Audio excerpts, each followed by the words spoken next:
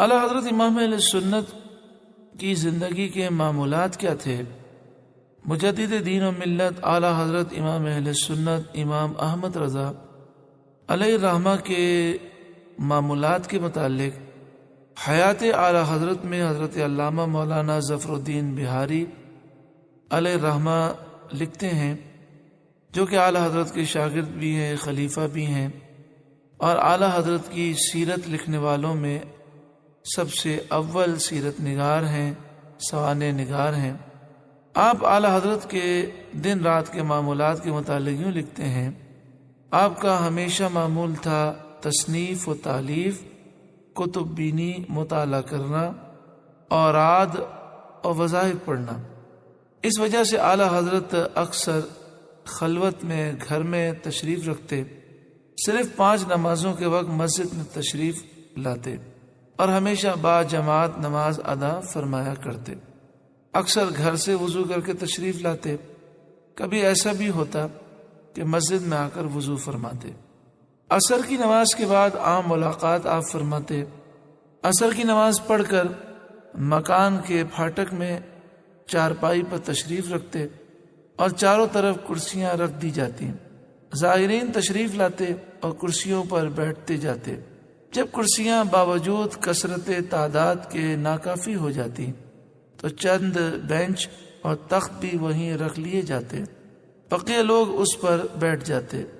آنے والے ملاقاتی حاجتیں پیش کرتے، ان کی حاجتیں پوری کی جاتی اور ہر ایک کی تواضع کی جاتی۔ علوم و فیوز و برکات کے دریا جاری ہوتے۔ عوام اہل سنت اور علماء اہل سنت مستفیض ہوا کرتے۔ سردی کے موسم میں عصر تا مغرب مسجد ہی میں رہتے۔ تمام حاضرین بھی اعتکاف کی نیت کے ساتھ مسجد شریف میں ہی حاضر رہتے اور وہیں تعلیم اور تلقین کا سلسلہ جاری رہتا۔ مغرب کی نماز پڑھ کے زنانہ مکان میں تشریف لے جاتے۔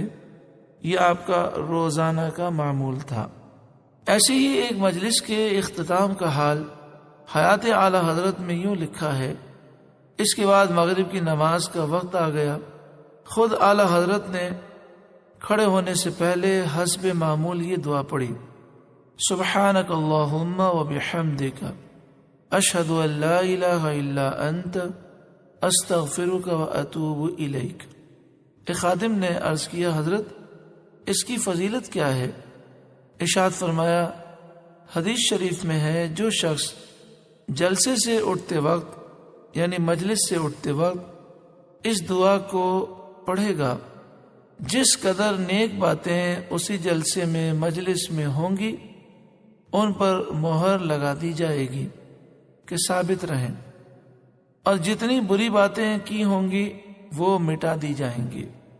اعلیٰ حضرت امام اہل سنت کے چلنے کا انداز: مسجد سے فارغ ہو کر واپس تشریف لے جاتے تو نہایت آہستہ آہستہ قدم اٹھاتے ہوئے چلتے۔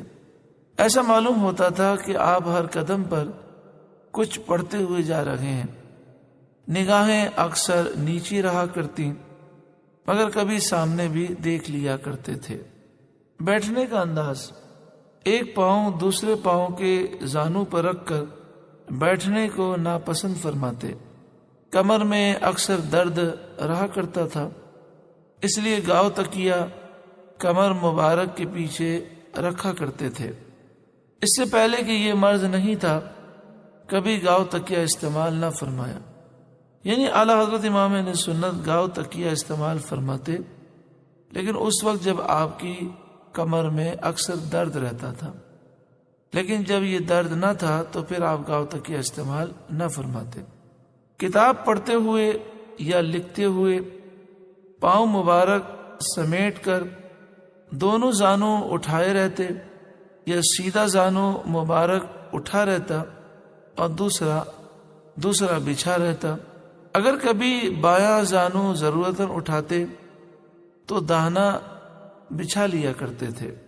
ذکر میلاد مبارک میں ابتدا سے انتہا تک پوری محفل میں ادباً 2 زانوں بیٹھے رہا کرتے، یوں ہی واز فرماتے، بلکہ 4 5 گھنٹے آواز فرماتے تو 2 زانوں بیٹھ کر واز فرماتے۔